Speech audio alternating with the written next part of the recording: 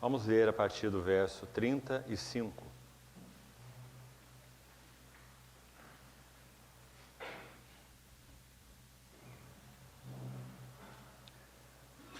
Lucas 12, 35.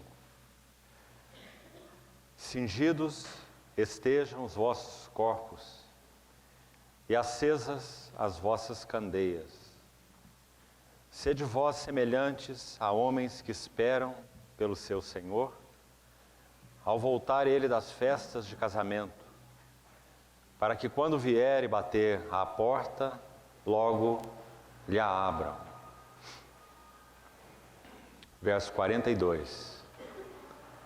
Disse o Senhor: quem é, pois, o mordomo fiel e prudente, a quem o Senhor confiará os seus conservos, para dar-lhes o sustento a seu tempo?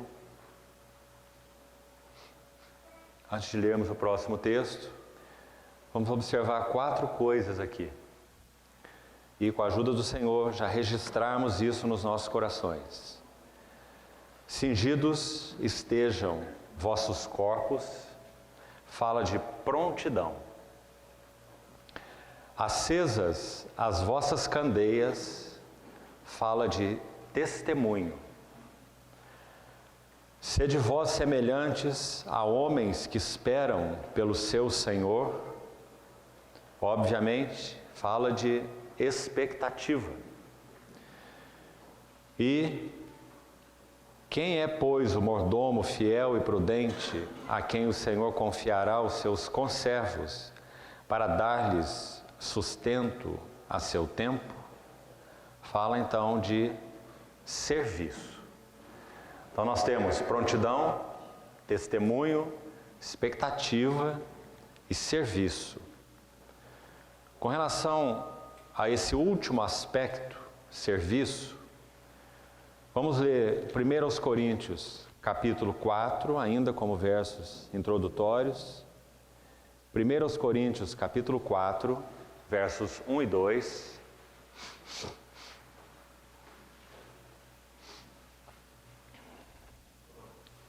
Assim, pois, importa que os homens nos considerem como ministros de Cristo e despenseiros dos mistérios de Deus.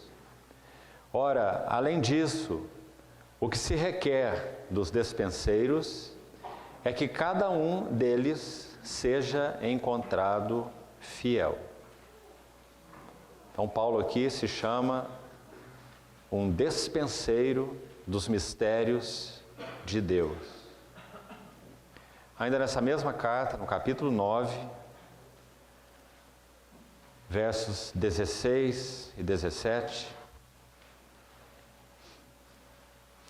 capítulo 9, verso 16: se anuncio o Evangelho, não tenho de que me gloriar, pois sobre mim pesa essa obrigação, porque ai de mim se não pregar o Evangelho. Se o faço de livre vontade, tenho galardão, mas se constrangido, é então a responsabilidade de despenseiro que me está confiada. Então, temos aqui, mais uma vez, a expressão, a responsabilidade de despenseiro. Vamos então ter mais uma palavra de oração.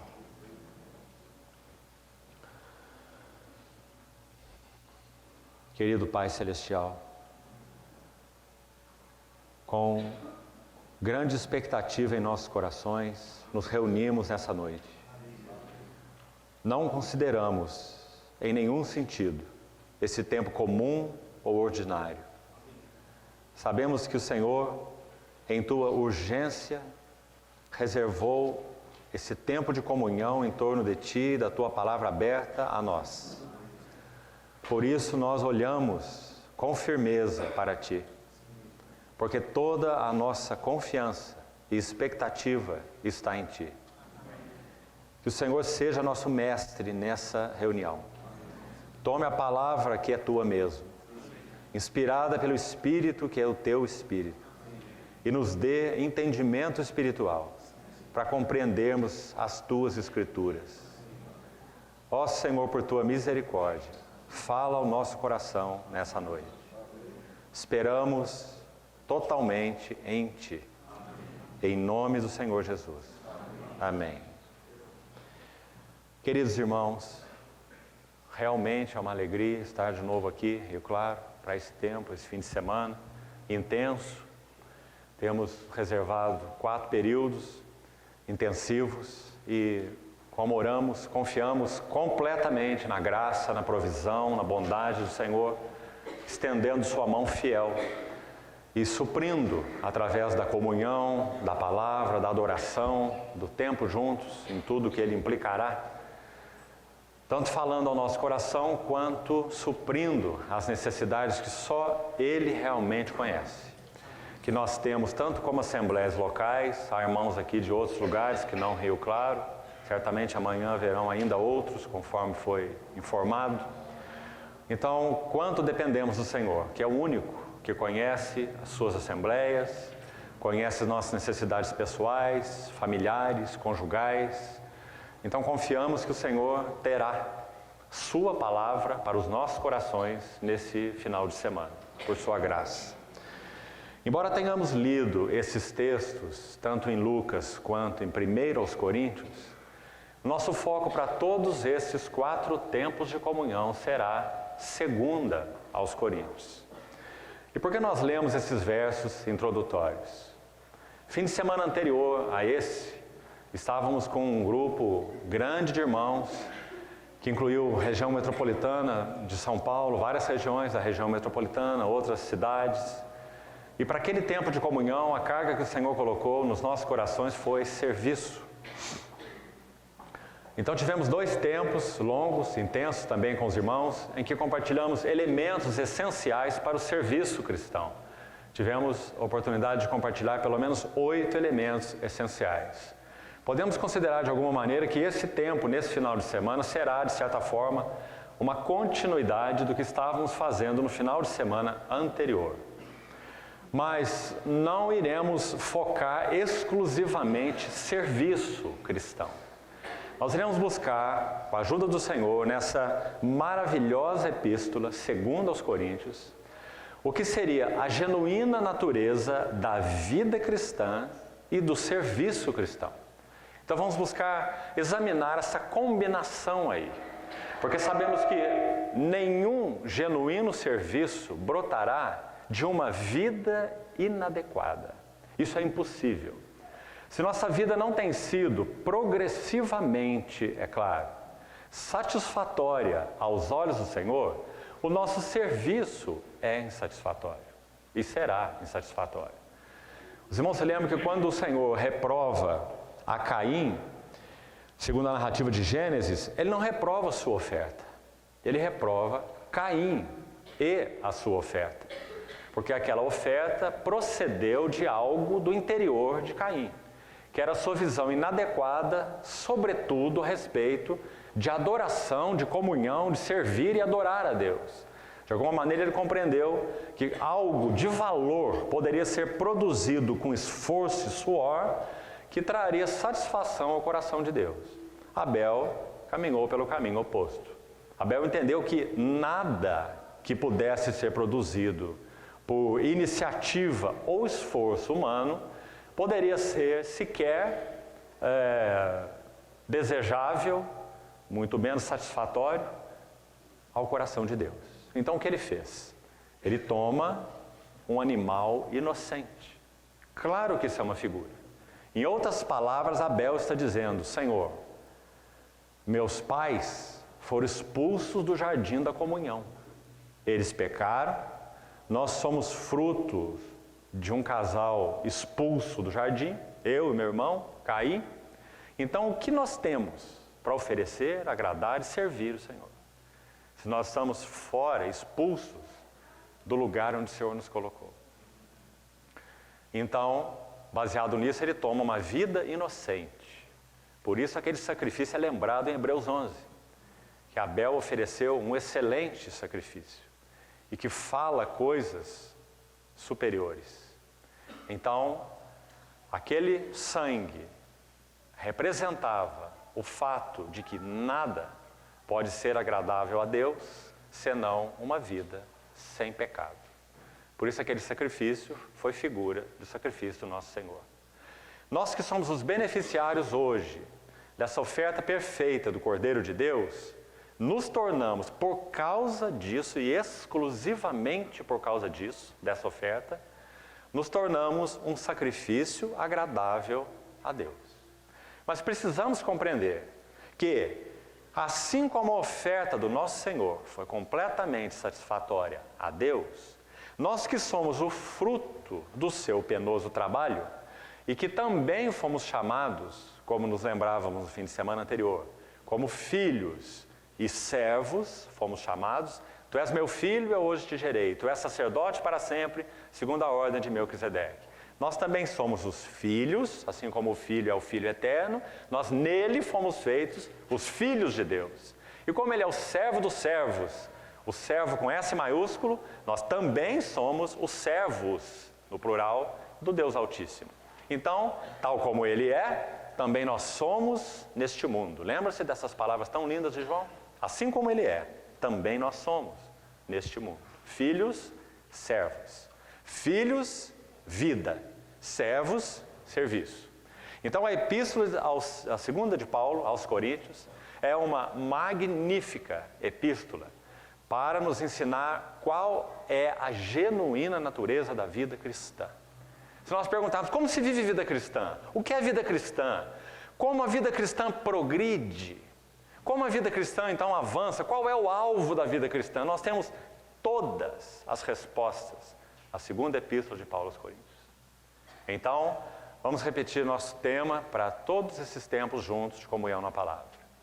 A natureza da genuína vida cristã e a natureza do genuíno serviço cristão. Vida e serviço. Então, nós vemos também o texto de Lucas.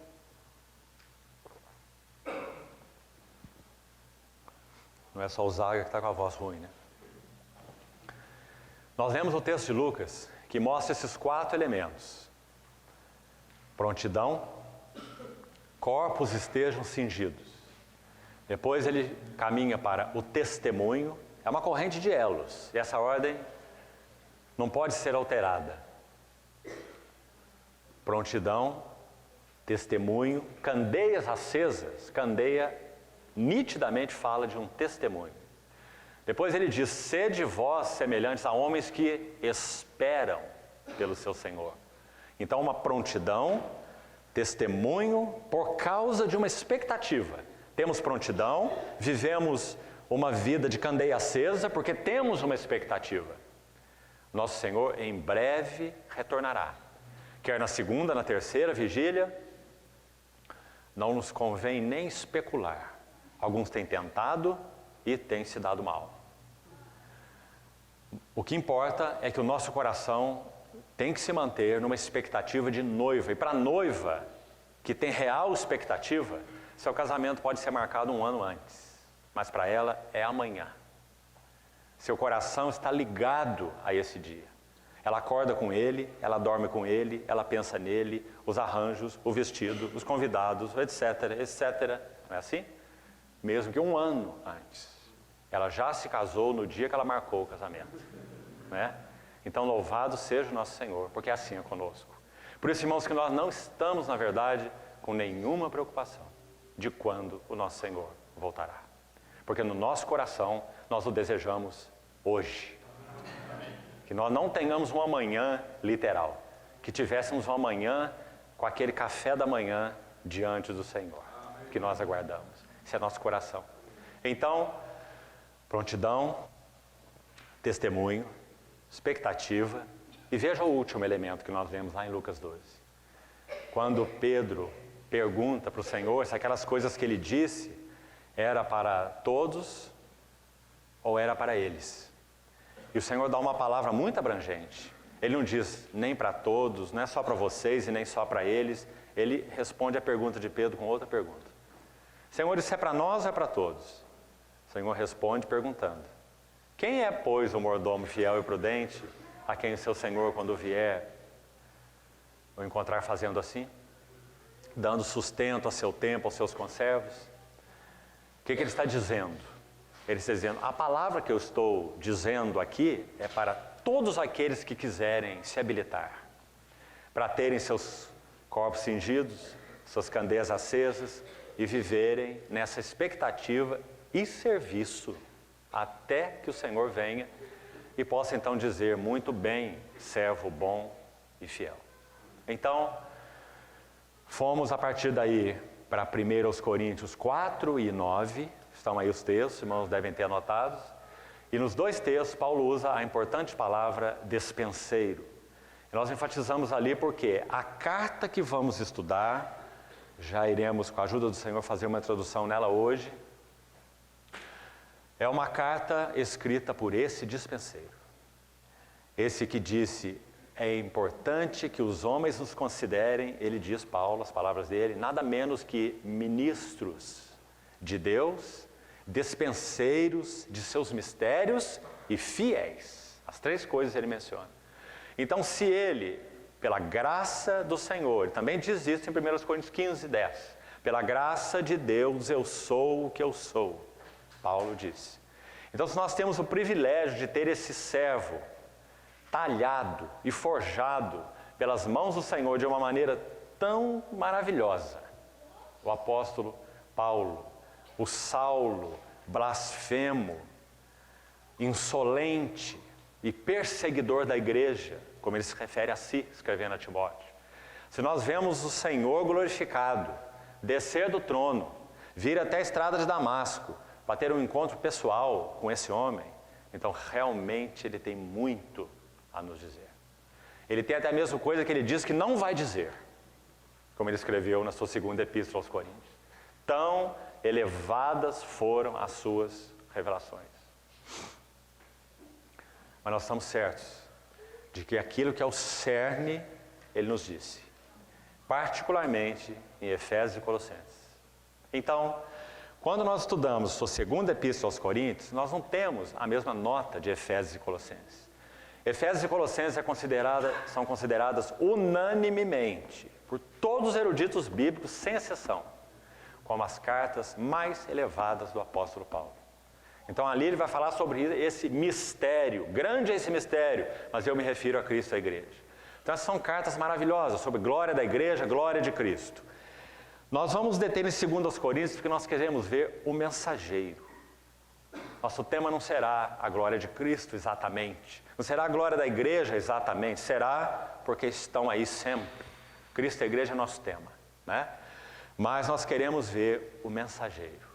Como Deus forja o mensageiro. E então podemos entender qual é a verdadeira natureza da vida cristã. Porque às vezes somos enganados, irmãos. Entendemos a vida cristã de uma maneira deficiente, quando não completamente equivocada. Então nós esperamos de Deus coisas que Deus realmente não deseja nos dar. Nós entendemos que o caminho de um avanço espiritual é por um método, mas o método de Deus para avanço é diferente. Para Deus, divisão é multiplicação e subtração é adição. Então, compreender a matemática de Deus só na escola de Cristo. Então, quando Paulo escreve a segunda epístola aos Coríntios, nós vamos compreender esse caminho. Como que Deus multiplica dividindo e como que Deus adiciona subtraindo. Há um verso tão interessante em Gálatas que, em outras palavras, é isso mesmo que ele diz. Ele diz assim, a vida que agora eu vivo na carne, eu vivo pela fé do Filho de Deus. Paulo está dizendo que nem a fé que ele tinha e sobre a qual vivia era dele. A fé do Filho de Deus. Então ele vai dizer, então, por isso, não vivo eu, ou vivo não mais eu. Você vê a subtração aí? Saulo ou Paulo foi subtraído. Vivo não mais eu, mas Cristo vive em mim. Sabe uma das coisas que fazemos equivocadas com esse versículo? Nós temos um mau hábito de importar as palavras de Paulo para nós. Como se o que foi verdade a respeito dele é verdade a respeito de nós. Então quando ele fala assim, em Gálatas, não vivo eu, mas Cristo vive em mim, nós aplicamos para nós. Né? Mas, irmãos, ele fala isso baseado em uma larga experiência, onde ele diz que aprendeu a viver contente em toda e qualquer situação. Quem pode dizer, não sou eu que vivo, é Cristo vive em mim? Ele tem que poder dizer, eu vivo contente em toda e qualquer situação. Agora ficou mais difícil, né? Porque nós cantamos, não sou eu quem vive, Cristo vive em mim. Mas nas circunstâncias, nós não somos contentes em toda e qualquer situação. Então não é Cristo que vive, somos nós que vivemos, né? Então, muitos outros versos. Quando Paulo escreve aos Coríntios, ele fala sobre revelação do Espírito, o homem natural não entende, não compreende, mas Deus revelou pelo Espírito. Você conhece muito bem o texto, 1 Coríntios 2. Ninguém sabe as coisas do homem, senão o Espírito do homem. Sem as coisas de Deus, ninguém conhece, senão o Espírito de Deus. E ele vai escrevendo e diz assim, nós porém temos a mente de Cristo. Aí nós nos incluímos lá também e achamos que nós também temos, né? Mas ele não está se referindo a nós, não. Nem aos Coríntios, para quem ele escreve. Porque o versículo imediato, na sequência, ele vai dizer, eu porém não vos pude falar como espirituais, mas como carnais, como crianças em Cristo. Crianças em Cristo não têm a mente de Cristo. Assim como nossa criança pequenina não tem a nossa mente. Ela tem a mente de um menino, de uma menina, egocêntricos, difíceis, obstinados, rebeldes. Não são assim nossas crianças? Ou seus filhos foram diferentes dos meus? Né? Então, nós disciplinamos, cuidamos, orientamos nossos filhos, porque eles não têm a nossa mente. Nem mesmo caráter eles têm. Eles têm personalidade, mas não têm caráter. Porque caráter é resultado de disciplina sobre a vida. Meninos não têm caráter, né? Caráter formado, baseado em disciplina. Então nós não podemos automatizar essas coisas. Nós cristãos temos a mente de Cristo. Será que temos? Qual é a mente de Cristo? Vamos ver se temos. Ele, subsistindo em forma de Deus, não julgou como usurpação ser igual a Deus. Antes a si mesmo se esvaziou e assumiu a forma de servo, tornando-se em semelhança de homens e reconhecido em figura humana. A si mesmo. Ninguém o humilhou, ele a si mesmo se humilhou, tornando-se obediente, até a morte, e morte de cruz. Então tende em vós a mesma mente que houve também em Cristo Jesus. Então os irmãos percebem o perigo de automatizarmos as coisas? Cristo vive em mim, nós temos a mente de Cristo. Essas coisas não são instantâneas. Elas são formadas em nossas vidas, como filhos de Deus, com golpes. Estou certo que uma das 2 vezes que estivemos juntos aqui em Rio Claro, nós falamos para os irmãos qual é a diferença no livro de Êxodo entre o bezerro de ouro e o candeeiro de ouro. 2 objetos de ouro. Interessante. Porque ouro fala da vida, natureza e glória de Deus, na tipologia bíblica, é isso que o ouro fala. Mas tem um candeeiro de ouro e tem um bezerro de ouro. O bezerro foi feito com buril. E o texto de Êxodo 32 diz que o ouro foi fundido e depositado em um molde, né? Essa é a imitação do diabo.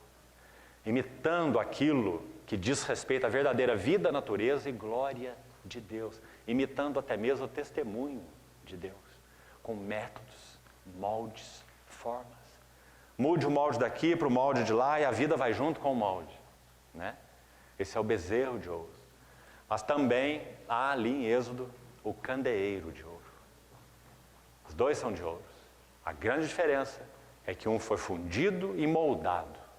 O outro foi batido. As igrejas, o testemunho do Senhor, o próprio Senhor em primeiro lugar, Jesus Cristo é o candeeiro de ouro de Deus. E as igrejas, assim como Ele é, também nós somos nesse mundo, né? Como vimos. Então as assembleias do Senhor são seus testemunhos na terra. Então em Apocalipse nós vemos 7 candeeiros. E os candeeiros são formados com golpes profundos, de martelo e de cinzel, como diz o texto de Êxodo, né? Como o testemunho de Cristo é formado na igreja? Mediante o trabalho da cruz. Golpes. se o Espírito Santo não tem encontrado lugar para dar golpes em nossas vidas, e se nós não temos ajoelhado e beijado as mãos que tratam conosco, nunca teremos testemunho de Deus em nossas vidas. Podemos ter boa instrução teológica, pode andar com um livro de teologia dessa grossura debaixo do braço, faz todos os seminários que você quiser, todos os cursos, enche a cabeça, se torna um cabeção, mas sem realidade espiritual.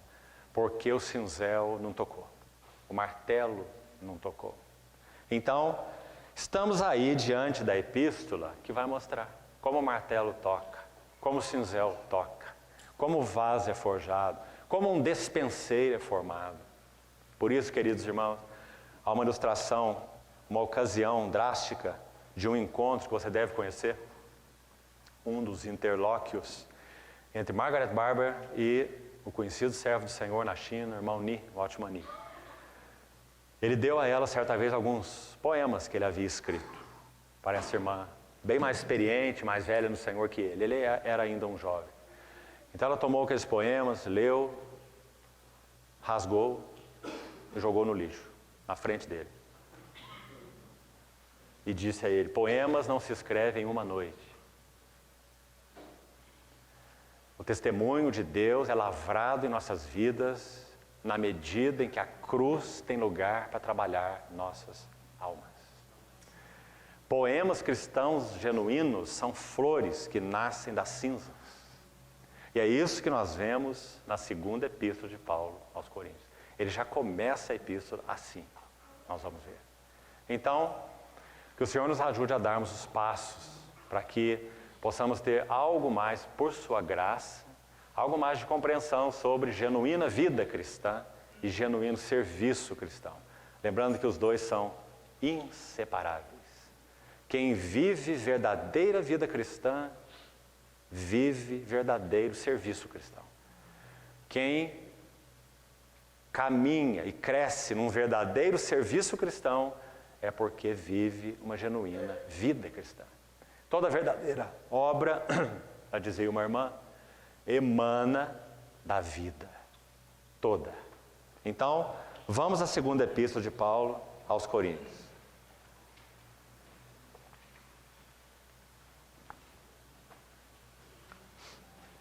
Capítulo 1.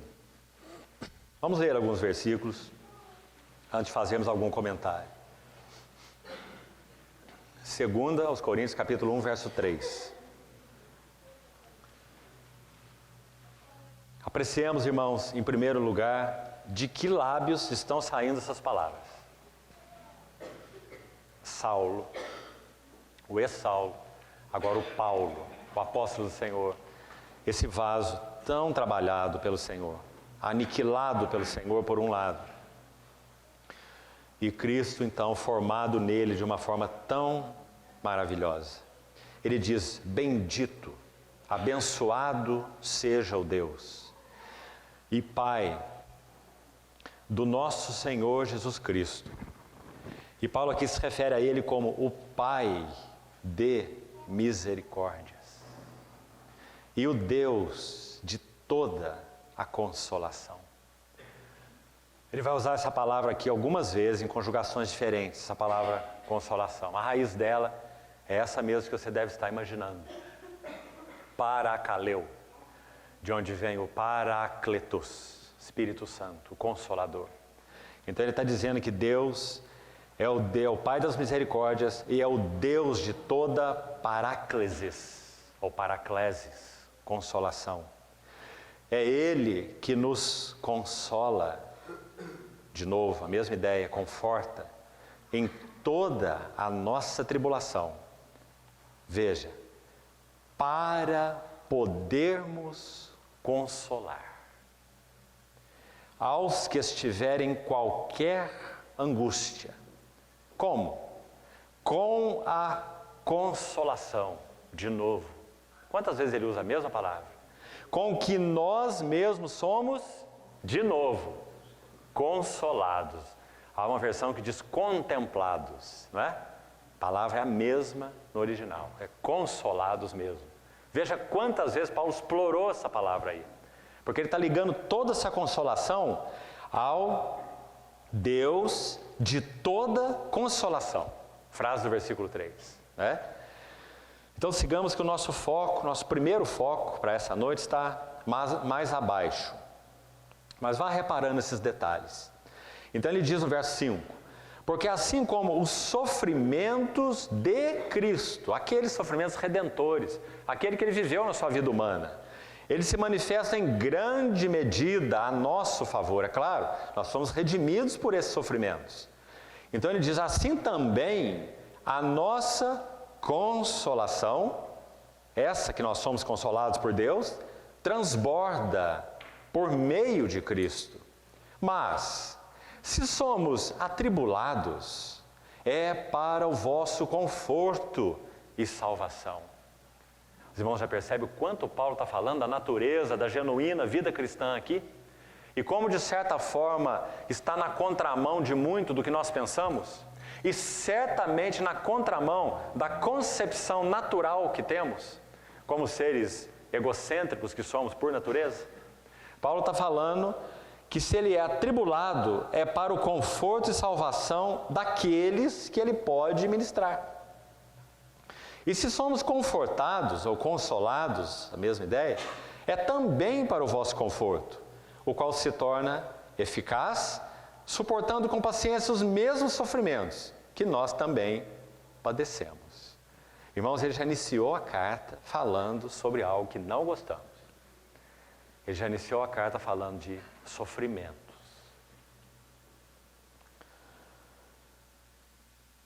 Verso 7. A nossa esperança a respeito de vós está firme, sabendo que, como sois participantes dos sofrimentos, assim o sereis da consolação. Graças a Deus. Não há nenhuma ênfase mórbida aqui. Paulo está colocando no mesmo prato da balança quantidade de sofrimento com quantidade de quê? Consolação. Ele diz, você não vai experimentar uma boa dose de consolação se você não experimentar uma boa dose de sofrimento.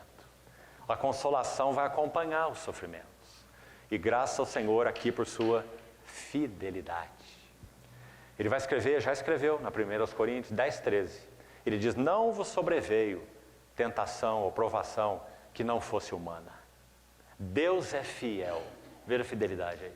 E não permitirá que sejais tentados além das vossas forças. Né? Mas juntamente com a provação, a tentação, vos dará o livramento.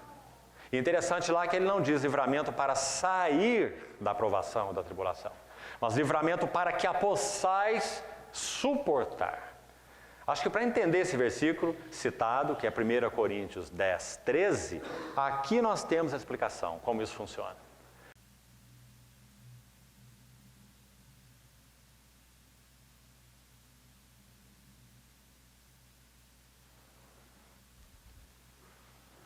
Capítulo 12. Lucas, capítulo 12.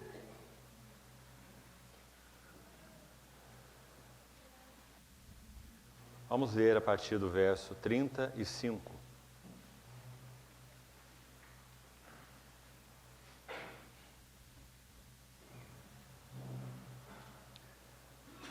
Lucas 12, 35. Cingidos estejam os vossos corpos e acesas as vossas candeias. Sede vós semelhantes a homens que esperam pelo seu Senhor, ao voltar ele das festas de casamento, para que quando vier e bater à porta, logo lhe a abram. Verso 42. Disse o Senhor, quem é, pois, o mordomo fiel e prudente, a quem o Senhor confiará os seus conservos, para dar-lhes o sustento a seu tempo? Antes de lermos o próximo texto, vamos observar 4 coisas aqui. E com a ajuda do Senhor, já registrarmos isso nos nossos corações. Cingidos estejam vossos corpos, fala de prontidão. Acesas as vossas candeias, fala de testemunho. Sede vós semelhantes a homens que esperam pelo seu Senhor. Obviamente, fala de expectativa. E quem é, pois, o mordomo fiel e prudente, a quem o Senhor confiará os seus conservos, para dar-lhes sustento a seu tempo? Fala então de serviço. Então nós temos prontidão, testemunho, expectativa e serviço.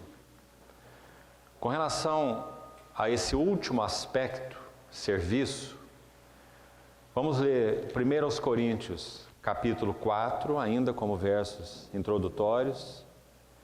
1 Coríntios, capítulo 4, versos 1 e 2.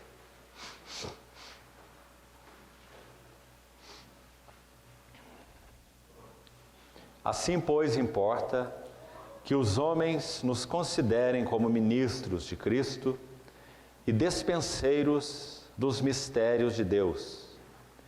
Ora, além disso, o que se requer dos despenseiros é que cada um deles seja encontrado fiel.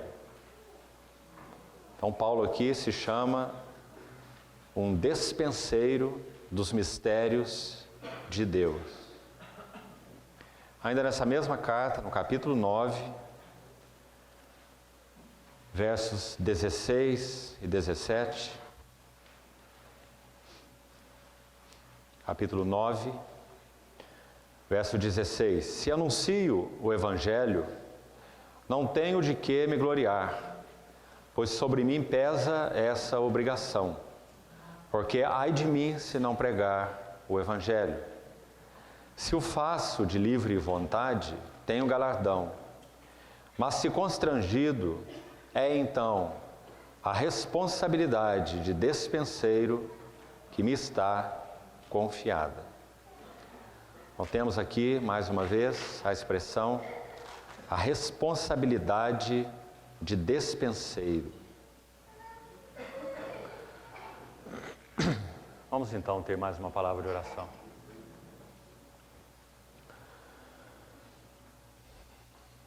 Querido Pai Celestial, com grande expectativa em nossos corações, nos reunimos nessa noite. Não consideramos, em nenhum sentido, esse tempo comum ou ordinário. Sabemos que o Senhor, em Tua urgência, reservou esse tempo de comunhão em torno de Ti e da Tua palavra aberta a nós. Por isso nós olhamos com firmeza para Ti, porque toda a nossa confiança e expectativa está em Ti. Que o Senhor seja nosso mestre nessa reunião. Tome a palavra que é Tua mesmo, inspirada pelo Espírito que é o Teu Espírito, e nos dê entendimento espiritual para compreendermos as Tuas Escrituras. Ó Senhor, por Tua misericórdia, fala ao nosso coração nessa noite. Esperamos totalmente em Ti. Em nome do Senhor Jesus. Amém. Queridos irmãos, realmente é uma alegria estar de novo aqui, Rio Claro, para esse tempo, esse fim de semana intenso. Temos reservado 4 períodos intensivos e, como oramos, confiamos completamente na graça, na provisão, na bondade do Senhor, estendendo sua mão fiel e suprindo através da comunhão, da palavra, da adoração, do tempo juntos, em tudo que Ele implicará, tanto falando ao nosso coração, quanto suprindo as necessidades que só Ele realmente conhece. Que nós temos, tanto como assembleias locais, há irmãos aqui de outros lugares que não Rio Claro, certamente amanhã haverão ainda outros, conforme foi informado. Então, quanto dependemos do Senhor, que é o único que conhece as suas assembleias, conhece as nossas necessidades pessoais, familiares, conjugais.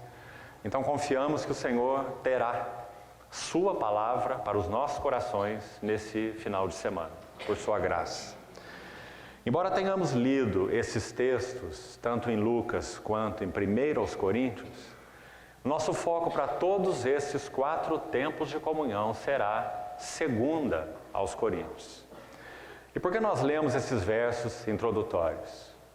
Fim de semana anterior a esse, estávamos com um grupo grande de irmãos, que incluiu a região metropolitana de São Paulo, várias regiões da região metropolitana, outras cidades. E para aquele tempo de comunhão, a carga que o Senhor colocou nos nossos corações foi serviço. Então tivemos 2 tempos longos, intensos também com os irmãos, em que compartilhamos elementos essenciais para o serviço cristão. Tivemos a oportunidade de compartilhar pelo menos 8 elementos essenciais.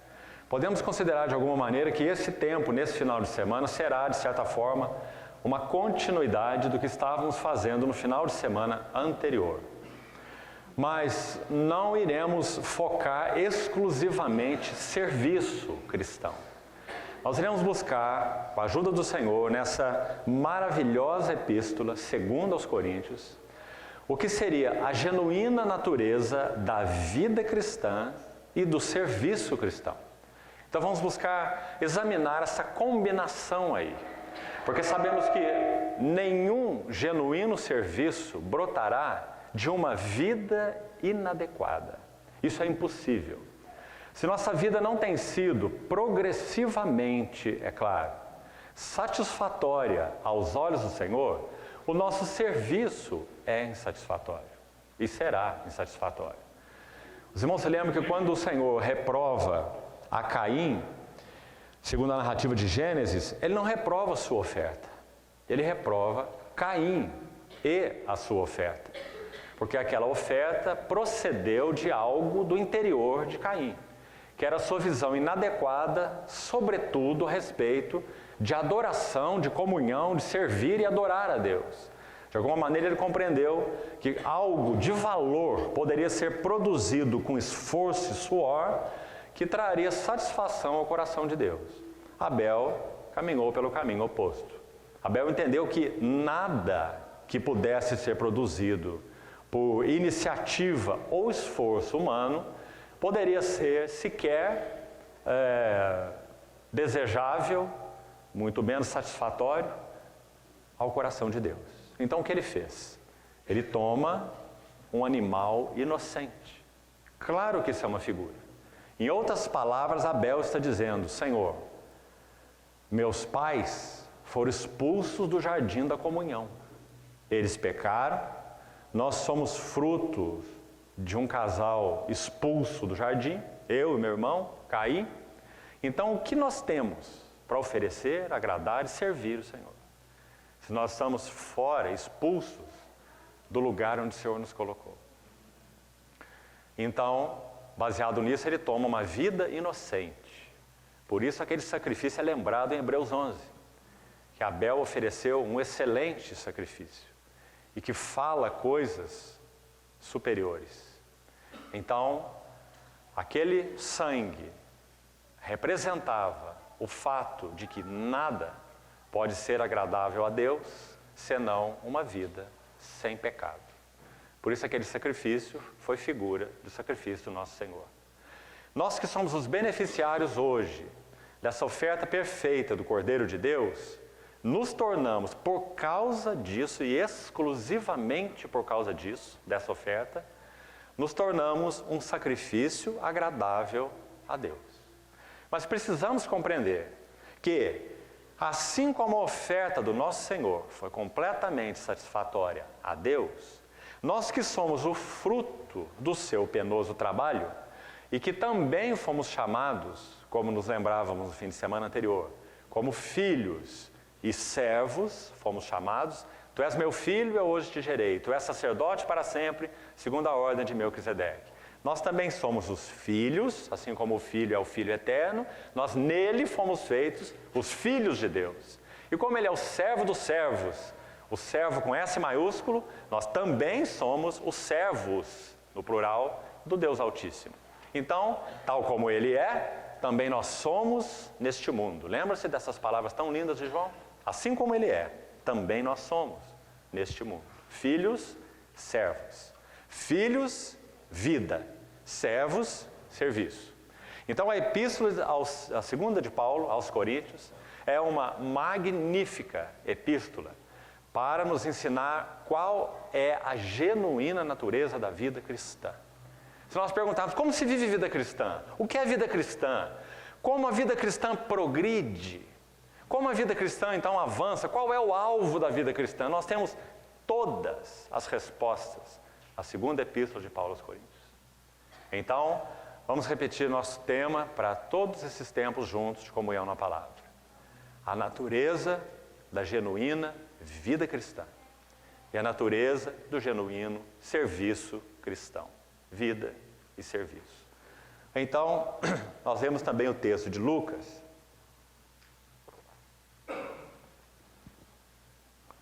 Não é só o Zaga que está com a voz ruim, né? Nós vemos o texto de Lucas que mostra esses 4 elementos. Prontidão, corpos estejam cingidos. Depois ele caminha para o testemunho, é uma corrente de elos, e essa ordem não pode ser alterada. Prontidão, testemunho, candeias acesas, candeia nitidamente fala de um testemunho. Depois ele diz, sede vós semelhantes a homens que esperam pelo seu Senhor. Então uma prontidão, testemunho por causa de uma expectativa. Temos prontidão, vivemos uma vida de candeia acesa porque temos uma expectativa. Nosso Senhor em breve retornará. Quer na segunda, na terceira vigília, não nos convém nem especular. Alguns têm tentado e têm se dado mal. O que importa é que o nosso coração tem que se manter numa expectativa de noiva. E para a noiva, que tem real expectativa, seu casamento pode ser marcado 1 ano antes. Mas para ela é amanhã. Seu coração está ligado a esse dia. Ela acorda com ele, ela dorme com ele, ela pensa nele, os arranjos, o vestido, os convidados, etc, etc. Não é assim? Mesmo que 1 ano antes. Ela já se casou no dia que ela marcou o casamento. Né? Então, louvado seja o nosso Senhor, porque assim é conosco.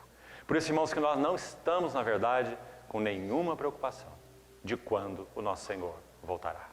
Porque no nosso coração, nós o desejamos hoje. Que nós não tenhamos um amanhã literal. Que tivéssemos um amanhã com aquele café da manhã diante do Senhor. Que nós aguardamos. Esse é nosso coração. Então, prontidão, testemunho, expectativa. E veja o último elemento que nós vemos lá em Lucas 12. Quando Pedro pergunta para o Senhor se aquelas coisas que ele disse era para todos ou era para eles. E o Senhor dá uma palavra muito abrangente. Ele não diz nem para todos, não é só para vocês e nem só para eles. Ele responde a pergunta de Pedro com outra pergunta. Senhor, isso é para nós ou é para todos? O Senhor responde perguntando, quem é, pois, o mordomo fiel e prudente, a quem o seu Senhor, quando vier, o encontrar fazendo assim? Dando sustento a seu tempo, aos seus conservos? O que ele está dizendo?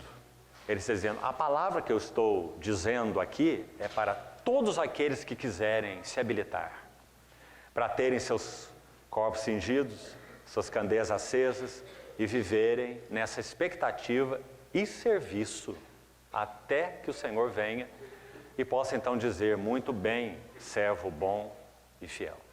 Então, fomos a partir daí para 1 Coríntios 4 e 9, estão aí os textos, irmãos devem ter anotados, e nos 2 textos Paulo usa a importante palavra despenseiro. E nós enfatizamos ali porque a carta que vamos estudar, já iremos com a ajuda do Senhor fazer uma introdução nela hoje, é uma carta escrita por esse despenseiro. Esse que disse, é importante que os homens nos considerem, ele diz, Paulo, as palavras dele, nada menos que ministros de Deus, despenseiros de seus mistérios e fiéis. As 3 coisas ele menciona. Então, se ele, pela graça do Senhor, também diz isso em 1 Coríntios 15, 10, pela graça de Deus eu sou o que eu sou, Paulo disse. Então, se nós temos o privilégio de ter esse servo talhado e forjado pelas mãos do Senhor de uma maneira tão maravilhosa, o apóstolo Paulo, o Saulo, blasfemo, insolente e perseguidor da igreja, como ele se refere a si, escrevendo a Timóteo. Se nós vemos o Senhor glorificado, descer do trono, vir até a estrada de Damasco, para ter um encontro pessoal com esse homem, então realmente ele tem muito a nos dizer. Ele tem até a mesma coisa que ele diz que não vai dizer, como ele escreveu na sua segunda epístola aos Coríntios. Tão elevadas foram as suas revelações. Mas nós estamos certos de que aquilo que é o cerne, ele nos disse, particularmente em Efésios e Colossenses. Então, quando nós estudamos sua segunda epístola aos Coríntios, nós não temos a mesma nota de Efésios e Colossenses. Efésios e Colossenses são consideradas unanimemente, por todos os eruditos bíblicos, sem exceção, como as cartas mais elevadas do apóstolo Paulo. Então ali ele vai falar sobre esse mistério, grande é esse mistério, mas eu me refiro a Cristo e à igreja. Então essas são cartas maravilhosas sobre glória da igreja, glória de Cristo. Nós vamos deter em 2 Coríntios porque nós queremos ver o mensageiro. Nosso tema não será a glória de Cristo exatamente, não será a glória da igreja exatamente, será porque estão aí sempre. Cristo e a igreja é nosso tema, né? Mas nós queremos ver o mensageiro. Como Deus forja o mensageiro. E então podemos entender qual é a verdadeira natureza da vida cristã. Porque às vezes somos enganados, irmãos. Entendemos a vida cristã de uma maneira deficiente, quando não completamente equivocada. Então nós esperamos de Deus coisas que Deus realmente não deseja nos dar. Nós entendemos que o caminho de um avanço espiritual é por um método, mas o método de Deus para avanço é diferente. Para Deus, divisão é multiplicação e subtração é adição. Então, compreender a matemática de Deus só na escola de Cristo. Então, quando Paulo escreve a segunda epístola aos Coríntios, nós vamos compreender esse caminho. Como que Deus multiplica dividindo e como que Deus adiciona subtraindo. Há um verso tão interessante em Gálatas que, em outras palavras, é isso mesmo que ele diz. Ele diz assim: a vida que agora eu vivo na carne, eu vivo pela fé do Filho de Deus. Paulo está dizendo que nem a fé que ele tinha e sobre a qual vivia era dele. A fé do Filho de Deus. Então ele vai dizer, então, por isso, não vivo eu, ou vivo não mais eu. Você vê a subtração aí? Saulo ou Paulo foi subtraído. Vivo não mais eu, mas Cristo vive em mim. Sabe uma das coisas que fazemos equivocadas com esse versículo? Nós temos um mau hábito de importar as palavras de Paulo para nós. Como se o que foi verdade a respeito dele é verdade a respeito de nós. Então quando ele fala assim, em Gálatas, não vivo eu, mas Cristo vive em mim, nós aplicamos para nós. Mas, irmãos, ele fala isso baseado em uma larga experiência, onde ele diz que aprendeu a viver contente em toda e qualquer situação. Quem pode dizer, não sou eu que vivo, é Cristo vive em mim? Ele tem que poder dizer, eu vivo contente em toda e qualquer situação. Agora ficou mais difícil, né? Porque nós cantamos, não sou eu quem vive, Cristo vive em mim. Mas nas circunstâncias, nós não somos contentes em toda e qualquer situação. Então não é Cristo que vive, somos nós que vivemos, né? Então, muitos outros versos. Quando Paulo escreve aos Coríntios, ele fala sobre revelação do Espírito, o homem natural não entende, não compreende, mas Deus revelou pelo Espírito. Você conhece muito bem o texto, 1 Coríntios 2. Ninguém sabe as coisas do homem, senão o Espírito do homem. Sem as coisas de Deus, ninguém conhece, senão o Espírito de Deus. E ele vai escrevendo e diz assim, nós porém temos a mente de Cristo. Aí nós nos incluímos lá também e achamos que nós também temos, né? Mas ele não está se referindo a nós, não. Nem aos Coríntios, para quem ele escreve. Porque o versículo imediato, na sequência, ele vai dizer, eu porém não vos pude falar como espirituais, mas como carnais, como crianças em Cristo. Crianças em Cristo não têm a mente de Cristo. Assim como nossa criança pequenina não tem a nossa mente. Ela tem a mente de um menino, de uma menina, egocêntricos, difíceis, obstinados, rebeldes. Não são assim nossas crianças? Ou seus filhos foram diferentes dos meus? Né? Então, nós disciplinamos, cuidamos, orientamos nossos filhos, porque eles não têm a nossa mente. Nem mesmo caráter eles têm. Eles têm personalidade, mas não têm caráter. Porque caráter é resultado de disciplina sobre a vida. Meninos não têm caráter, né? Caráter formado, baseado em disciplina. Então nós não podemos automatizar essas coisas. Nós cristãos temos a mente de Cristo. Será que temos? Qual é a mente de Cristo? Vamos ver se temos. Ele, subsistindo em forma de Deus, não julgou como usurpação ser igual a Deus. Antes a si mesmo se esvaziou e assumiu a forma de servo, tornando-se em semelhança de homens e reconhecido em figura humana. A si mesmo. Ninguém o humilhou, ele a si mesmo se humilhou, tornando-se obediente, até a morte, e morte de cruz. Então tende em vós a mesma mente que houve também em Cristo Jesus. Então os irmãos percebem o perigo de automatizarmos as coisas? Cristo vive em mim, nós temos a mente de Cristo. Essas coisas não são instantâneas, elas são formadas. Isso significa que Cristo está no trono, e a única experiência de Cristo que podemos ter na Terra é através da ação do Espírito Santo, da pessoa e obra do Espírito Santo. Então o Espírito Santo se retirou e ninguém sentiu falta. O hinário está lá, então tem os hinos. Os que tocam estão lá, então tem a música. Os que falam estão lá, então tem a palavra. Os elementos estão lá para partir o pão, então tem mesa. O que está faltando? Todos os serviços religiosos estão lá. Mas Cristo não está lá. Mas também ele fez falta de um princípio, que é a presença de Deus. Né? Autoconfiança. Então Paulo diz que Deus estava decidido a tratar com eles. Agora, o outro lado, graças ao Senhor pelo lado positivo disso. Então ele diz, sentença de morte para que não confiemos, mas ele tem um e sim tão precioso. Não só não confiamos em nós, porque isso é negativo. Não confiamos em nós e daí. Né? Então ele aponta o lado positivo. Para que trabalhar o trabalho do Senhor para não confiarmos em nós? Para quê? Para que confiemos sim no Deus que ressuscita os mortos. Não sei se já relatei para os irmãos, não estou bem certo, outras vezes estivemos aqui, não me deixe repetir. Sabe como George Whitefield partiu do Senhor? Ele foi convidado a pregar no Reino Unido, numa cidadezinha. E a cidade dele estava muito distante, então ele viajou durante todo o dia no lombo de um animal. E ainda não alcançou a cidade onde ele ia pregar. Teve que fazer uma pousada em uma cidade chamada Exeter. E quando ele chegou nessa cidade, cansado, viajando no lombo do animal todo dia, para sua surpresa, quando ele desce nessa pousada, estavam muitas pessoas esperando por ele e queriam ouvir o Evangelho. Aquele era um tempo de avivamento espiritual, século XVIII. Então eles pediram para ele, Senhor Whitefield, estamos aqui para ouvir a palavra de Deus. E ele disse, eu não posso pregar, eu estou exausto.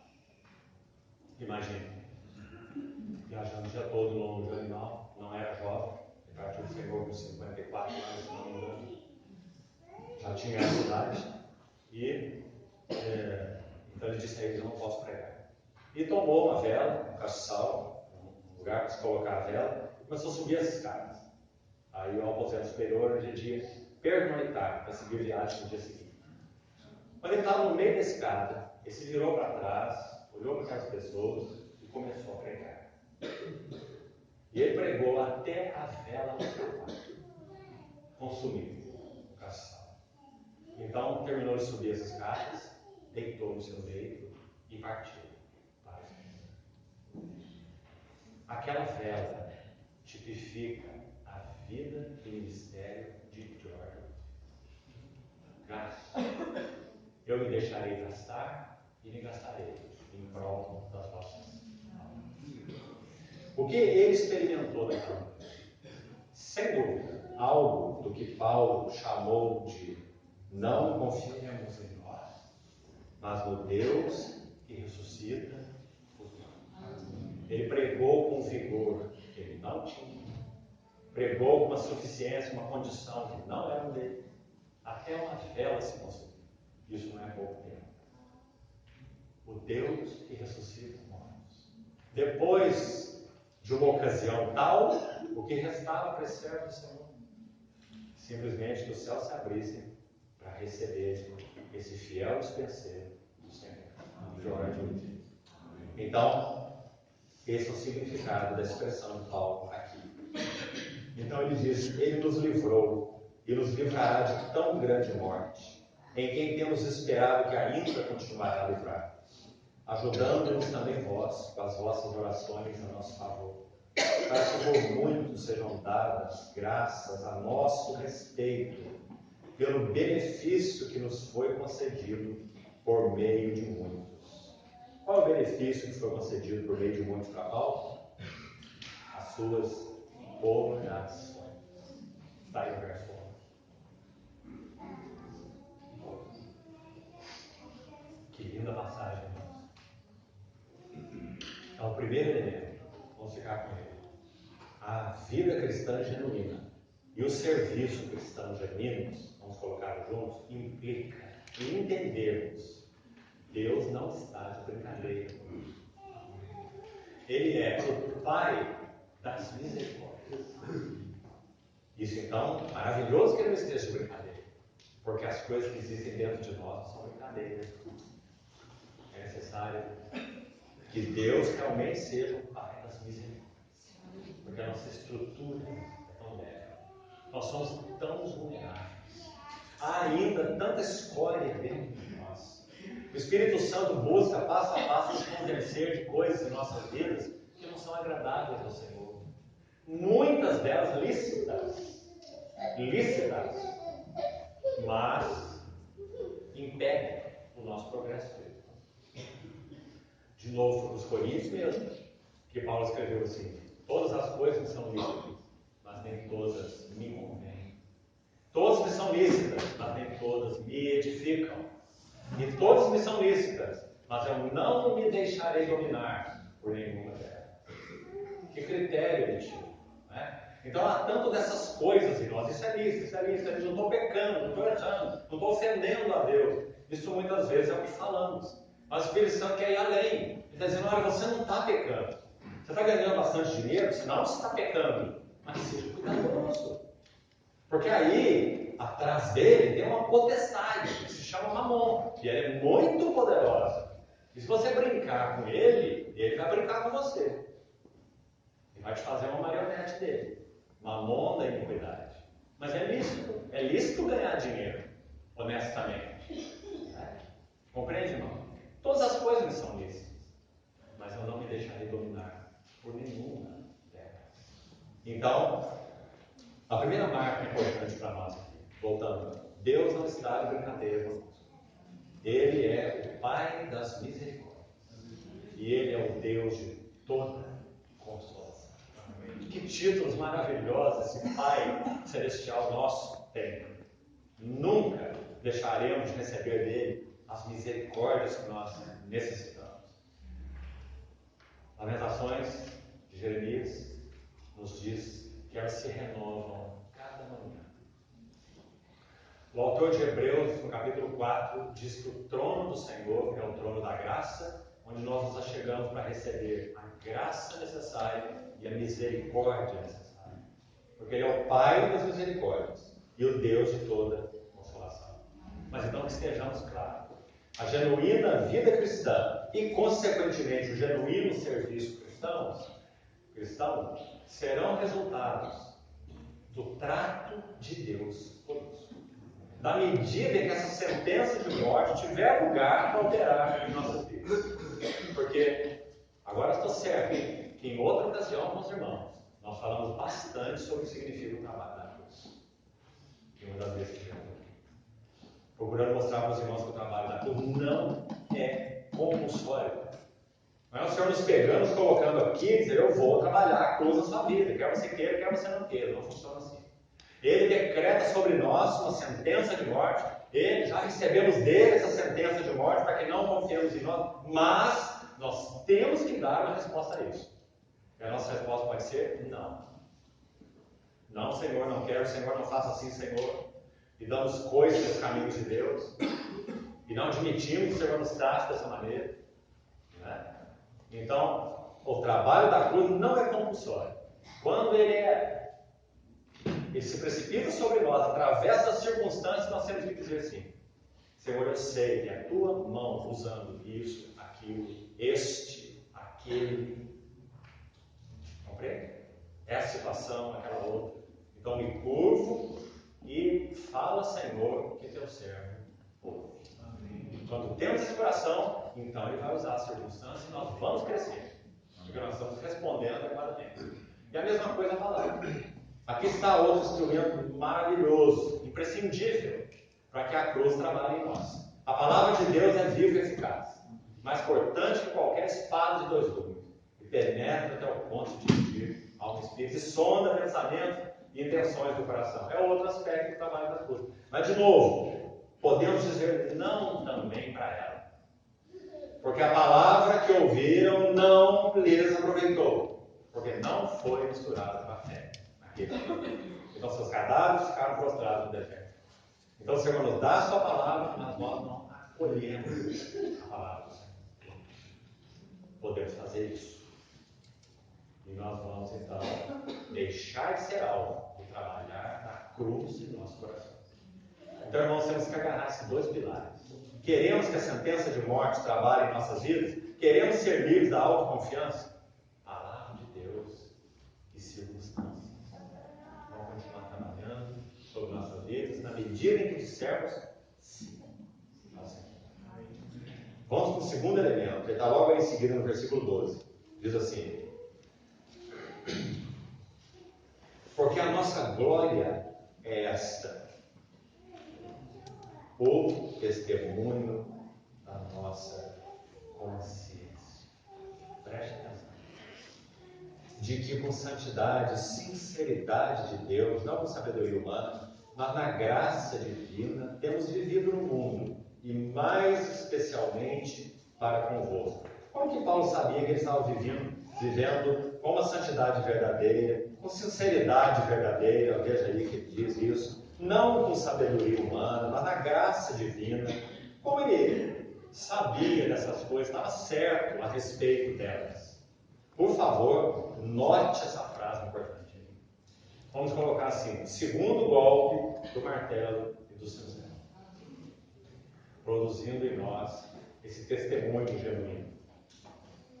Testemunho da nossa consciência. Vamos falar um pouquinho sobre ela. Queridos irmãos, todos nós, em particular os mais jovens, um erro letal para as nossas vidas cristãs e, consequentemente, o nosso serviço cristão esquece, está paralisado, se nós não dermos ouvidos à nossa consciência. A consciência é uma faculdade espiritual. Ela é sensível diretamente à ação do Espírito Santo. Preste atenção como funciona. É um órgão, é uma faculdade que não está na nossa alma. Na nossa alma nós temos os pensamentos, nós temos os sentimentos e nós temos os desejos. Ou se você quiser, mente, vontade e emoção.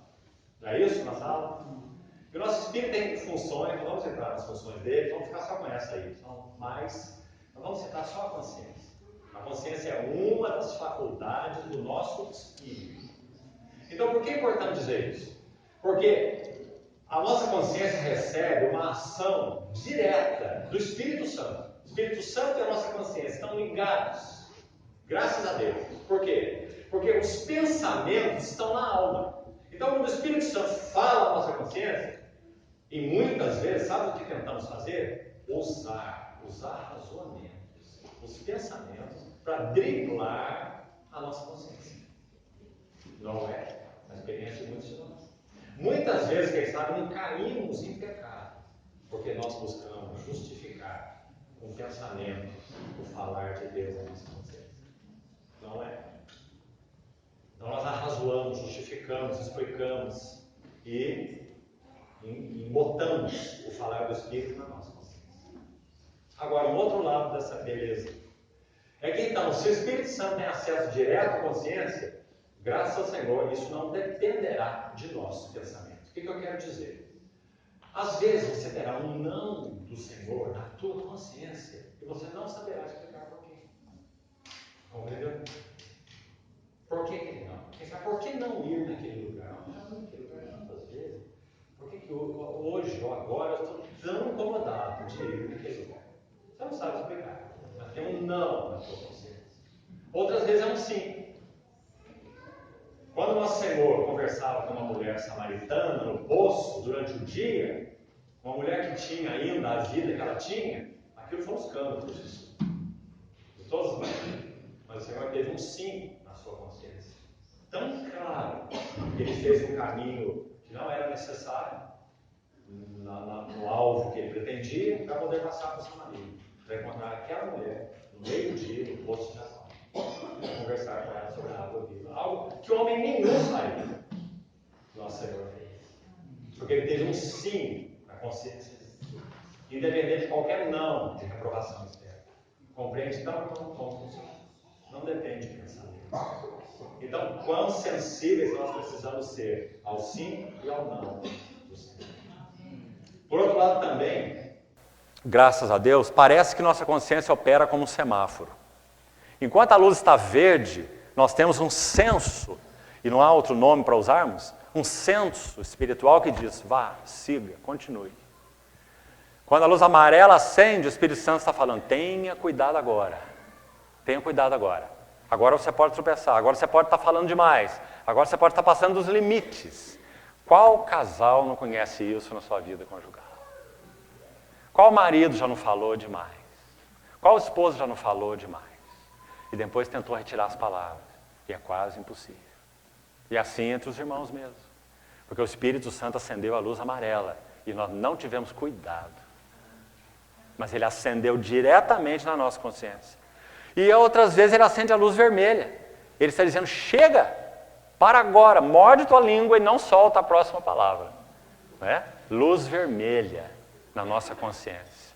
Então nossa consciência também opera assim. Irmãos, essas coisas eram tão valorosas para esse mensageiro de Deus, estamos falando sobre vida cristã e sobre serviço cristão, então olha o lugar da consciência. Vamos ler de novo? Porque a nossa glória é essa. Qual é a nossa glória? Nossa glória é que as igrejas nos louvam. Nossa glória é que nós temos testemunho dos homens. Não. Nossa glória é esta. O testemunho da nossa consciência. Compreendeu, irmão? Que maravilha! Então nós somos tão ousados ou tão reticentes quanto devemos ser de acordo com o falar do Espírito de Deus na nossa consciência. Há tantos textos sobre a consciência que não seria o caso de irmos atrás deles aqui. Faça sua tarefa, pegue sua concordância bíblica, procure a palavra consciência e encontre todos os versículos. Você vai fazer uma excelente tarefa. Vou lembrar os irmãos de alguns deles. Hebreus 13, se não me engano é o verso 18. O autor de Hebreus diz, orai por nós, porque estamos persuadidos, ou seja, absolutamente convencidos, de termos boa consciência. Desejando em todas as coisas viver dignamente. Essa palavra significa em harmonia com Deus. O autor de Hebreus está dizendo, estamos convencidos de que assim devemos viver. Então, orem por nós. Olha o que ele falou para o jovem Timóteo, isso é particularmente importante então para os jovens. 1 Timóteo 1,19. Mantendo fé e boa consciência. Porque alguns rejeitaram a boa consciência e vieram a naufragar na fé. Irmãos, nós valorizamos tanto Romanos 1,17, o justo viverá da fé. Paulo coloca a consciência no mesmo patamar. Ele mesmo que escreveu para Timóteo. E podemos dizer que lá ele está dizendo, o justo viverá da consciência. Porque se ele não considerar a sua consciência, ele naufraga na fé. Então ele diz, nossa glória é essa, testemunho da nossa consciência. Porque ali o Espírito Santo tem acesso direto. Quantos jovens, quem sabe instigados por esse instinto de manada que a adolescência tem de uma maneira tão forte, né? Que nada mais é que um instinto de manada, embora eles chamem de outras coisas, né? Imitar os outros e aquela coisa de grupo, de tribo que o adolescente tem, não é? E são instigados tantas vezes por outros a comportamentos não condizentes.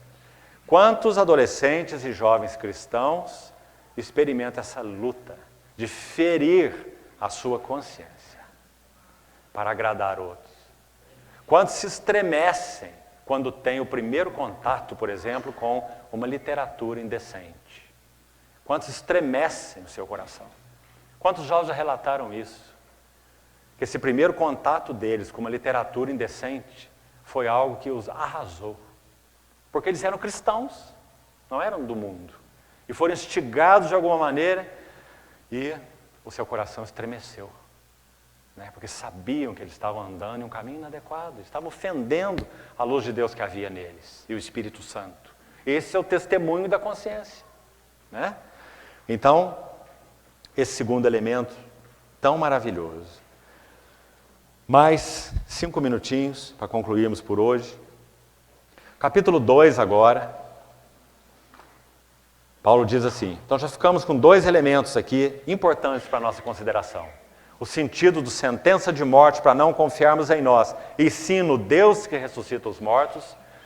Cantar sobre o poder da vida de ressurreição, falar sobre isso, ler nos livros, nada disso vai em si mesmo nos ajudar. Nós temos que conhecer o que é viver a vida de ressurreição. Sei que essa é uma frase que os irmãos já têm ouvido há anos, né?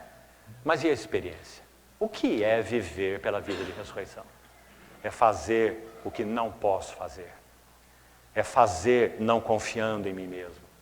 É experimentar o poder do ministério do Espírito. Né? Então, esse é o primeiro elemento. O segundo, a questão da consciência. Vamos para um terceiro aqui, e aqui nós terminamos. Olha a beleza desse texto do capítulo 2. Verso 12. Ora, quando cheguei a Troade para pregar o Evangelho de Cristo e uma porta se me abriu no Senhor, não tive, contudo, tranquilidade no meu espírito, porque não encontrei o meu irmão Tito. Por isso, despedindo-me deles, parti para a Macedônia. Paulo não pregou em Troade, onde uma porta se abriu para o Evangelho. É uma situação inusitada. Porque imaginem, Paulo disse, ai de mim se eu não pregar o Evangelho. Paulo fervia em função do Evangelho. A porta se abre em Troade e Paulo não prega o Evangelho. Por quê? Porque Paulo teve uma inquietação no espírito dele. De alguma maneira, podemos sugerir que o seu companheiro Tito era necessário para esse serviço. E como ele aguardava o companheiro Tito e o companheiro Tito não apareceu, ele se inquietou no espírito e não teve condições de pregar o Evangelho em Troade. Isso nos fala de quê? De que Paulo tinha um espírito coordenado, cheio de visão, cheio de revelação, cheio de unção, tudo que era necessário para pregar, mas ele não era descoordenado, ele não era independente. Tito é apenas o meu companheiro de julgo, quem sabe ele podia dizer meu discípulo, como alguns dizem, né? Aprendeu de mim o Tito. Então o Tito aqui vai fazer a menor diferença. Eu sou o Paulo. Mas não foi isso que ele fez. Porque Paulo tinha um espírito coordenado. Então ele não pregou o Evangelho ali. Mais um elemento importante a respeito da vida e do serviço cristão.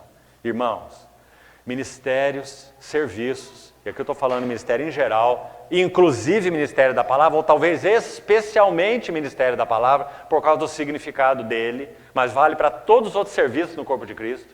Serviço independente é morte. Se na nossa nação aí, nós temos aquele famoso grito, independência ou morte, na vida cristã funciona assim, independência é morte. E Paulo não era. Então ele não encontrou o seu irmão Tito. Não tive tranquilidade no meu espírito. Então despedi deles e parti para a Macedônia. Tomemos cuidado com ministérios independentes. Nos menores serviços, dentro de uma assembleia local, serviços independentes. Meu encargo é esse. né? Até aí nosso egoísmo se manifesta, né? Meu encargo, meu ministério, e por aí nós vamos. E aí daquele que se interpõe no nosso ministério, né? Então, Paulo está nos ensinando, como homem forjado por Deus, que um espírito coordenado é resultado de uma genuína vida cristã e de um genuíno serviço cristão. Irmão, só há um ministério. É o ministério do Espírito Santo. E ele usa muitos vasos, sempre é plural. Nunca tem um único oráculo na terra, nunca teve e nunca terá, né? Então, todos nós somos dependentes. 1 Coríntios 12, Deus coordenou o corpo, concedendo a cada um individualmente aquilo que lhe apraz. Ele é que fez. Aí ele diz, para que não haja divisão no corpo, antes cooperem os membros com igual cuidado, em favor uns dos outros. De maneira que se um sofre, todos sofrem. Não é? Então, quanto precisamos aprender disso aqui? Quantos tropeçaram por acharem que tinham um encargo tal, uma unção tal, um ministério tal, e se deram muito mal? Porque esse não é o ministério do Espírito no corpo de Cristo. E esse não era Paulo, como estamos vendo aqui. Então, vamos concluir com os versos 14 a 17. Já estamos terminando. Graças a Deus, porém, que em Cristo sempre nos conduz em triunfo. Ah, irmãos, é um verso maravilhoso, como nós falamos, mas então sempre tenhamos aquele cuidado. Quem é esse nós aqui? Paulo e os seus companheiros. Porque os coríntios sabiam nada do que é ser conduzido em triunfo. Eles sabiam que é ciúme, contenda e partidarismo, inveja, isso eles sabiam. Mas sobre ser conduzido em triunfo, eles não sabiam. Então, esse nós são essas pessoas em quem Deus realmente estava trabalhando, né? Mas, como nós falamos, se pela graça de Deus podemos enquadrar aqui, e que esse seja a nossa ambição, nosso desejo em Cristo, amém, experimentaremos a mesma coisa. Ele nos conduz em triunfo e por meio de nós manifesta em todo lugar, lugares amistosos, lugares inamistosos, não importa, manifesta em todo lugar a fragrância do seu conhecimento. Essa é uma frase linda. Na verdade, ela significa o seguinte: conhecer a Cristo é fragrância. É o sentido dessa frase. Então, se nós conhecemos a Cristo, esse é nosso perfume. Se não o conhecemos, não temos perfume nenhum. Então, ele chama de fragrância, que é o conhecimento de Cristo. Que conhecimento? Intelectual? Informações sobre Cristo? Claro que não. Quando ele ora aos Colossenses, ele fala: transbordeis de pleno conhecimento da sua vontade, em toda sabedoria e entendimento espiritual. Não é? Então não é um conhecimento intelectual, mas um conhecimento de Cristo. Desculpe. Fragrância do seu conhecimento. Porque nós somos para Deus o bom perfume de Cristo, tanto nos que são salvos como nos que se perdem. Para com estes, cheiro de morte para a morte. Então é para com os que se perdem, cheiro de morte para a morte. E para com aqueles, então os que são salvos, é aroma de vida para a vida. Vamos parar aqui um pouquinho. Quando Moisés, para citar um exemplo e tentarmos entender o que Paulo está dizendo. Quando Moisés foi falar com o faraó, o que nós tivemos lá? Aroma de cheiro de morte para a morte. A vida íntima de Moisés com Deus foi para faraó morte. Moisés representou para faraó cheiro de morte para a morte. Porque Deus ia julgar faraó e os deuses do Egito, como nós sabemos. E Moisés era um homem que vivia em profunda intimidade com Deus. E esse foi o cheiro que ele exalou para faraó. Então isso é nos que se perdem. Precisamos ter esse aroma. Se vivemos vida cristã genuína, se temos serviço cristão genuíno, inevitável que tenhamos esse aroma. Os irmãos sabem que as barbearias, nos séculos passados, eram lugares horríveis. Eram os lugares onde os homens se reuniam para falar bobagem, contar piadas picantes, era um ambiente horroroso. Então, houve um homem de Deus que frequentava sempre a mesma barbearia. E quando ele entrava nessa barbearia, como era seu costume, quase diário, você ouvia uma mosca voar na barbearia. sem que ele dissesse uma palavra. A presença dele assentado naquela cadeira, fazendo barba, emudecia aqueles que falavam bobagem. Cheiro de morte para a morte. A vida daquele irmão ali era reprovação para o palavreado, para o estilo de vida daquelas pessoas corrompidas que estavam ali. Será que o nosso tem sido? Será que a igreja exala esse cheiro para o mundo hoje, esse aspecto tão necessário? Preste atenção em mais um exemplo. Quando Estevão pregou o Evangelho. Ele pregou o Evangelho e foi apedrejado. Estevão foi cheiro de morte para a morte. Quando ele disse, homens de dura serviço e incircuncisos de coração, como vossos pais fizeram no deserto, vocês fazem. Sempre resistis ao Espírito Santo. Diz que eles rilhavam os dentes contra ele e arremeteram contra ele e o apedrejaram. Então, cheiro de morte para a morte. A vida, testemunho, mensagem de Estevão foi uma profunda repreensão para eles. Quando Estevão comparou a palavra magnífica que Estevão pregou para eles, foi uma palavra que penetrou o coração do Saulo, irmãos, que Saulo, penso eu, aqui com meus botões, que Saulo tentava arrancar aquilo que ele ouviu de Estevão dentro dele e ele não conseguia. Grudou em Saulo. Porque Saulo nunca tinha ouvido ninguém falar da casa de Deus, como Estevão falou. Estevão começa em Abraão, termina em Salomão, falando sobre a casa de Deus, Atos 7, aquele sermão maravilhoso. Aquilo pregou em Saulo, e nunca mais saiu de Saulo. Saulo ficou impactado. Né? Então, para Saulo, foi aroma de vida para a vida. Para os fariseus, foi cheiro de morte para a morte. Quando Pedro pregou o Evangelho, 3.000 almas se converteram. Aroma de vida para a vida, para os não salvos. Então, você compreende toda essa nuance aí? Então, Paulo está falando sobre elas aqui, e dizendo que o perfume de Cristo,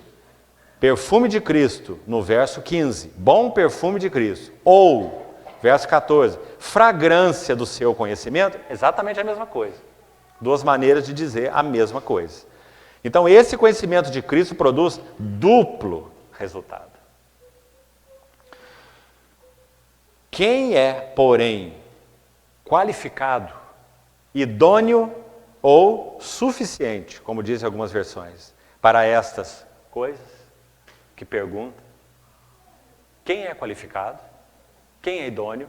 Quem é suficiente para ser cheiro de morte para morte e aroma de vida para vida? Vamos responder a pergunta de Paulo? Quem é qualificado? Quem é suficiente? Aqueles sobre quem o martelo e o cinzel têm trabalhado. Aqueles que têm o bom perfume de Cristo. Aqueles que têm a fragrância do seu conhecimento. Esses são qualificados para essas coisas. Aí ele diz, porque nós não estamos como muitos, mercadejando a palavra de Deus, antes, em Cristo é que falamos, na presença de Deus, com sinceridade e da parte do próprio Deus. Deixe-me usar uma última figura e nós vamos concluir. Era costume romano que o general vitorioso em uma batalha, um general romano vitorioso em uma batalha, tivesse o privilégio de fazer um desfile triunfal pela famosa Via Ápia, que era o acesso central a Roma. Então ele iria tomar os seus conquistados, o general ia à frente e fazer um desfile triunfal. Esse é o pano de fundo que Paulo usa aí. Graças a Deus que em Cristo sempre nos conduz em triunfo. Em outras palavras, ele está dizendo, ele é o general conquistador e nós somos o séquito dos seus triunfos, os seus cativos. Agora, quando esse general desfilava por essa via, exibindo os seus troféus de vitória, interessante, sacerdotes, pagãos, é claro, eles andavam com incensário ao lado dessa multidão. E um sacrifício ia ser oferecido por essa vitória aos deuses, como eles imaginavam. Agora veja que interessante o tipo de sacrifício. Por um lado, alguns deles seriam libertados, alguns dos que foram conquistados, seriam libertados como um prêmio, uma oferta aos deuses essa libertação desse cativo. Outros seriam sacrificados. Então a ideia de Paulo, quando usa esse texto, esse pano de fundo, é essa, muito ilustrativa. Quando o perfume de Cristo exala, esse incenso que passava na mão dos sacerdotes pagãos, para uns significaria que eles seriam libertos. Para outros significaria que eles seriam sacrificados. E Paulo está usando essa figura. A fragrância de Cristo em nós significa que uns serão julgados, até condenados, por causa de nossa luz, nossa fragrância em Cristo. Serão reprovados. Agora outros serão salvos e receberão vida através de nós. Dupla fragrância. Que interessante, irmãos. Então, terceiro golpe do martelo e do cinzel. Vamos chamar então de a fragrância de Cristo, ou perfume do seu conhecimento. Então, o que nós estamos vendo até aqui?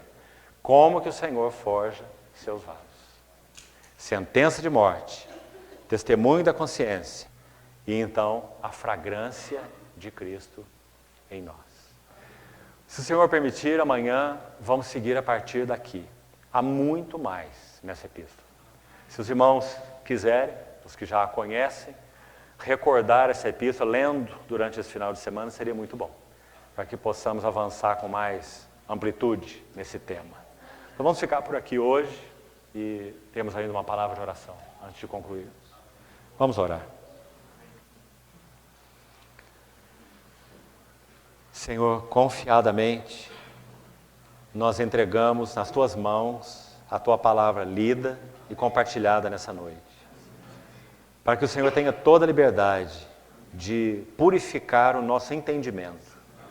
Para que tenhamos uma visão límpida a respeito do que realmente é a vida cristã e o serviço cristão. Obrigado pela forma tão profunda que o Senhor talhou esse vaso Saulo de Tarso. Obrigado pelo que o Senhor o tornou, um fiel despenseiro dos teus mistérios. E assim, renovadamente, nos oferecemos a Ti, Senhor, nessa noite, para que o Senhor também alcance em nós o mesmo que o Senhor alcançou em Paulo.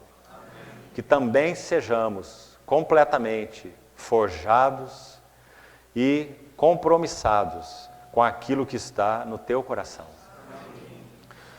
Te pedimos que o Senhor não permita que se perca nada do que realmente foi Teu falar a nós nessa noite.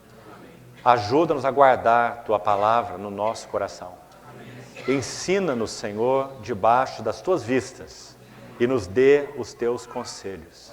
Queremos ser realmente homens e mulheres espirituais. Não queremos permanecer bebês em Cristo. Ajuda-nos, Senhor. Queremos avançar à maturidade cristã. Sabemos quão desejável é que Teu caráter seja realmente formado em nós. Sabemos que nosso cativeiro somos nós mesmos e que nossa liberdade é o Senhor formado em nós. Por isso nos ganha e nos ganha por inteiro, Senhor. Penetra em cada canto e recanto do nosso coração. Toma as chaves de todas as portas, Senhor. Te pedimos e ganha-nos por inteiro para Ti, Senhor. Queremos ser aqueles que esperam sobriamente pelo Seu Senhor, com corpos cingidos, com candeias acesas e como mordomos fiéis e prudentes, dando alimento a seu tempo aos conservos. Quão privilegiados nós somos, Senhor. Te pedimos que o Senhor afine, limite as nossas vidas ao Teu serviço. Te suplicamos, Senhor, tudo em nós seja para Ti, seja para Teu serviço, seja para a Tua glória, sejam tribulações, sejam consolações. Ah, Senhor, queremos ser vasos através dos quais o Senhor realmente se dispensa. Por Tua misericórdia te pedimos, em nome de Jesus. Amém.